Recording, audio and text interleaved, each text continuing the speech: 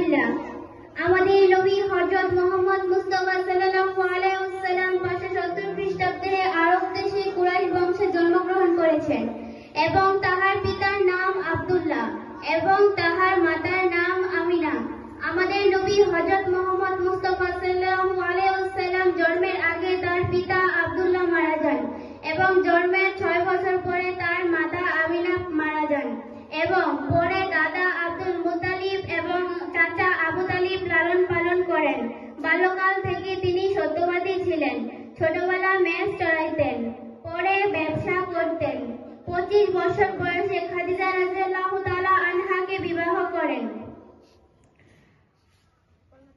53 বছর বয়সে তিনি হিজরত করে মদিনায় যান এবং 10 বছর মদিনায় থাকার পর 63 বছর বয়সে তিনি ইন্তেকাল করেন।